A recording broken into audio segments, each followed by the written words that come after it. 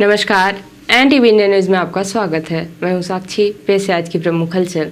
सीधी जिले के खनिज संपदाओं का दोहन जनता के विकास के लिए न होकर लोगों की जेब भरने के लिए किया जा रहा है। ऐसा हम इसलिए कह रहे हैं क्योंकि शासन के नियमों के विपरीत जब कोई काम होता है तो उस पर तरह तरह के सवाल खड़े होने लगते हैं। ऐसा ही सवाल सीधी जिले की रेत खदान के अनुबंध खत्म होने के बाद भी लगातार सीधी जिले के रेत का किए जा रहे दोहन से हो रहा है। सवाल इसलिए खड़ा हो रहा है क्योंकि जिस रेत का विक्रय और परिवहन किया जा रहा है उस कंपनी के भंडारण की तिथि विगत एक सप्ताह पहले खत्म हो चुकी है।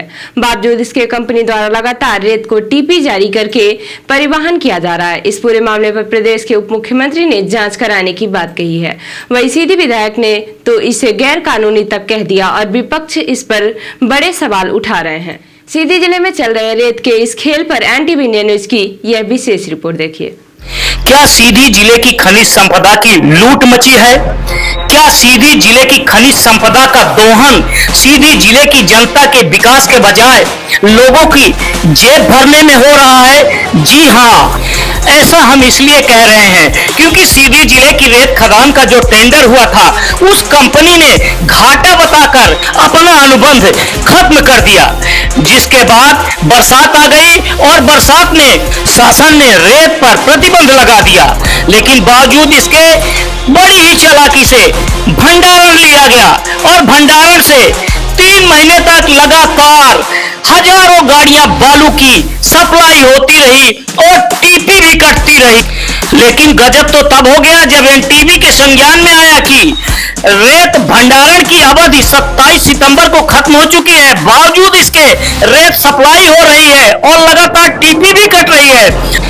और खनिज विभाग भंडारण की अवधि खत्म होने के बाद भी कंपनी के कार्यों को जायज ठहरा रहा है।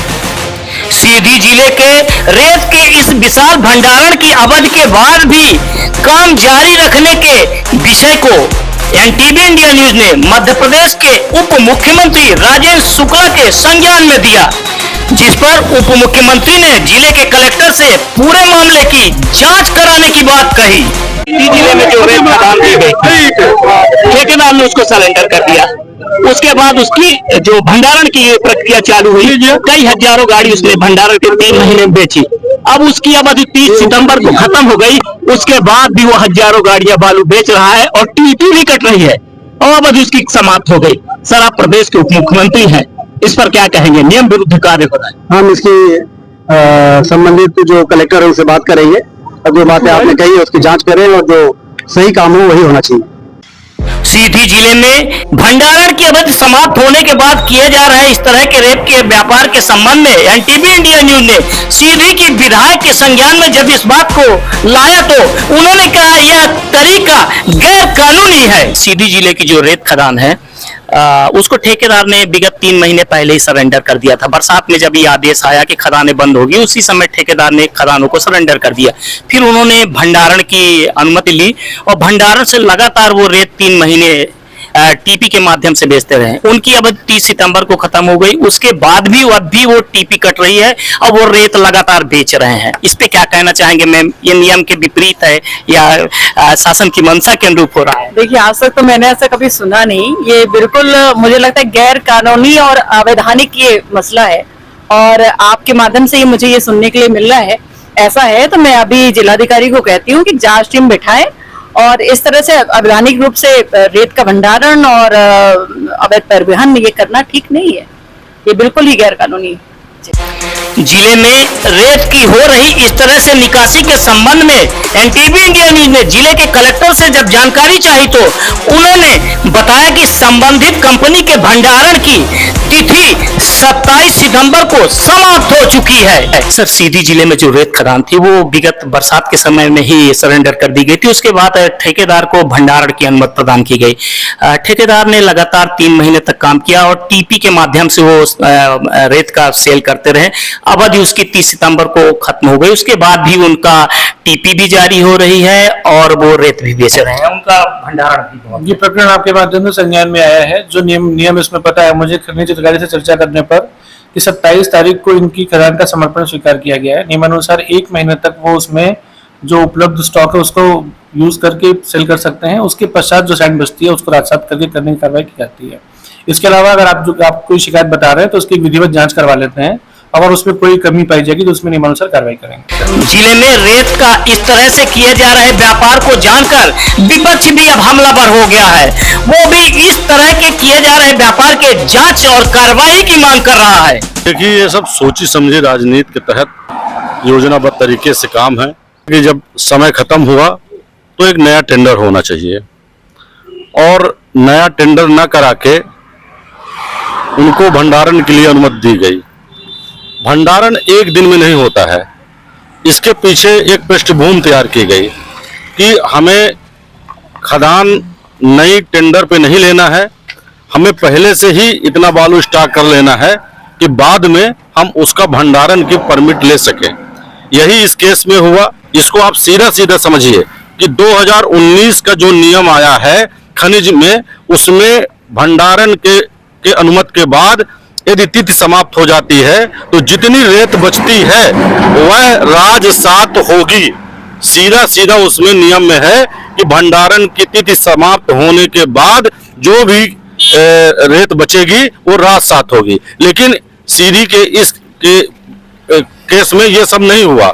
ये सब लोग मिलजुल के और एक सीधी जिले की जनता के साथ, सीधी जिले के लोगों के साथ एक अन्याय हो रहा, अत्याचार हो रहा है, लगातार भ्रष्टाचार चरम सीमा पर है। मैं आदरणीय मुख्यमंत्री जी से कहना चाहता हूं आपके चैनल के माध्यम से कि क्या उनकी नजर सीधी में नहीं है। मैं इसको अपने फेसबुक आईडी से पोस्ट भी करूंगा और उनको टैग भी करूंगा मुख्यमंत्री जी को कि देखें कि सीधी में क्या खेल हो रहा है। सीधी जिले में खदान बंद होने के बाद चल रहे रेत के खेल का खुलासा अब जनता के सामने है। अब यह तो आने वाला समय ही बताएगा कि इस खेल में कौन कौन शामिल है और उन पर क्या कार्रवाई होगी। एनटीवी इंडिया न्यूज के लिए धर्मेंद्र की रिपोर्ट। प्रदेश के उप मुख्यमंत्री श्री राजेंद्र शुक्ला द्वारा वैदिक मंत्रोच्चार के साथ पूजा अर्चना कर सीधी सिंगरौली राष्ट्रीय राजमार्ग 39 पर गोपद नदी में नवनिर्मित 2 लेन पुल का शुभारंभ किया गया। सीधी जिले के लिए आज का दिन कुछ ऐतिहासिक होने वाला है। सीधी सिंगरौली मार्ग के पर बहरी के पास गोपद नदी में इस पुल का आज शुभारंभ लंबे अरसे के बाद मध्य प्रदेश के उप मुख्यमंत्री राजेंद्र शुक्ला के हाथों होना है।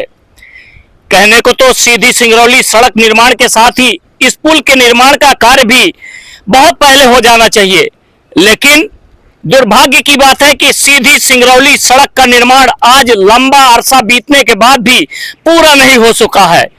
और इस आवाज को देश के सर्वोच्च सदन लोकसभा में भी कई बार जिले के सांसदों द्वारा उठाया जा चुका है, मगर सीधी सिंगरौली मार्ग का निर्माण पूरा नहीं हो सका। लेकिन उस मार्ग पर बनने वाले गोपद नदी के इस पुल का आज उद्घाटन होने जा रहा है। इस अवसर पर उप मुख्यमंत्री ने कहा कि सीधी सिंगरौली राष्ट्रीय राजमार्ग 39 इस क्षेत्र के आर्थिक विकास के लिए अत्यंत महत्वपूर्ण है। गोपद नदी में पुल के शुभारंभ से आवागमन सुगम होगा, लोगों की समय की बचत होगी तथा आर्थिक गतिविधियों को बढ़ावा मिलेगा। बिंदी क्षेत्र के जिले आर्थिक क्षेत्र में गहरा जुड़ाव रखते हैं तथा एक दूसरे के पूरक के रूप में कार्य करते हैं। सिंगरौली से प्रचुर मात्रा में फ्लाई ऐश का परिवहन रीवा तथा सतना की सीमेंट फैक्ट्री में होता है। इस पुल के निर्माण के पूर्व कई प्रकार की कठिनाइयों का सामना करना पड़ता था, अब आर्थिक विकास को गति मिलेगी। उप मुख्यमंत्री श्री शुक्ल ने कहा कि किसी भी क्षेत्र में रोड एवं रेल कनेक्टिविटी सुदृढ़ होने से आर्थिक गतिविधियों को बढ़ावा मिलता है। उन्होंने कहा कि प्रधानमंत्री जी तथा मुख्यमंत्री जी द्वारा सभी क्षेत्रों में कनेक्टिविटी बढ़ाने के दिशा में कार्य किया जा रहा है। सीधी सिंगरौली राष्ट्रीय राजमार्ग 39 के 4 लेन का निर्माण कार्य प्राथमिकता पर पूर्ण कराया जाएगा, जिसका लोकार्पण मुख्यमंत्री जी द्वारा किया जाएगा। इसके साथ ही रीवा सीधी के बीच 4 लेन कार्य का भूमि पूजन भी किया जाएगा, जिससे झांसी से रांची तक निर्बाध 4 लेन कनेक्टिविटी होगी, जो क्षेत्र के विकास में सहायक होगी।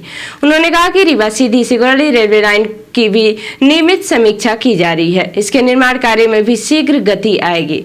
माह जून 2025 तक सीधी तक रेल पहुंचाने का लक्ष्य निर्धारित है और कार्य योजना अनुसार कार्यवाही की जा रही है। उप मुख्यमंत्री श्री शुक्ल ने कहा कि बिंदी क्षेत्र में विकास की अपार संभावनाएं हैं। सांसद डॉक्टर राजेश मिश्रा ने कहा कि उप मुख्यमंत्री जी द्वारा सतत निगरानी से क्षेत्रवासियों को यह सौगात मिली है। इससे सीधी और सिगरौली के बीच आवागमन सुगम होगा। उन्होंने कहा कि सीधी सिगरौली के बीच 4 लेन निर्माण का कार्य वर्ष भर के भीतर पूर्ण कराने का प्रयास करेंगे। सांसद ने कहा कि क्षेत्र के विकास के लिए वह पूरी ऊर्जा के साथ प्रयास करते रहेंगे। विधायक सियावल श्री विश्वामित्र पाठक ने कहा कि क्षेत्र के विकास के लिए यह मार्ग जीवन रेखा है। उप मुख्यमंत्री जी के मार्गदर्शन में पुल निर्माण का कार्य पूर्ण हो सका है। उन्होंने कहा कि शेष निर्माण कार्य में भी गति लाई जाएगी, जिससे यह क्षेत्र आर्थिक क्षेत्र में नई उपलब्धियां प्राप्त कर सकेगा। इस अवसर पर पंचायत एवं ग्रामीण विकास राज्य मंत्री श्रीमती राधा सिंह, विधायक सीधी श्रीमती रीति पाठक, विधायक सिगरौली श्री राम निवास शाह, विधायक देवसर श्री राजेंद्र मिश्राम, जिला पंचायत अध्यक्ष श्रीमती मंजू सिंह, नगर निगम सिगरौली के अध्यक्ष श्री देवेश पांडे, जनपद पंचायत अध्यक्ष देवसर श्री प्रणव पाठक, पूर्व विधायक श्री अमर सिंह, पूर्व विधायक श्री सुभाष वर्मा, गणमान्य नागरिक देव कुमार सिंह चौहान, राम सुमिरन गुप्ता सहित जनप्रतिनिधि उपस्थित रहे। कार्यक्रम में कलेक्टर सीधी श्री सरोज सोमवंशी, कलेक्टर सिगरौली श्री चंद्रशेखर शुक्ला, पुलिस अधीक्षक सीधी डॉक्टर रविंद्र वर्मा, सिगरौली श्रीमती निवेदिता गुप्ता, अतिरिक्त पुलिस अधीक्षक श्री अरविंद श्रीवास्तव, उपखंड अधिकारी सियावल श्री एसपी मिश्रा, देवसर AK सिंह सहित प्रशासनिक तथा MPRDC के अधिकारीगण उपस्थित रहे।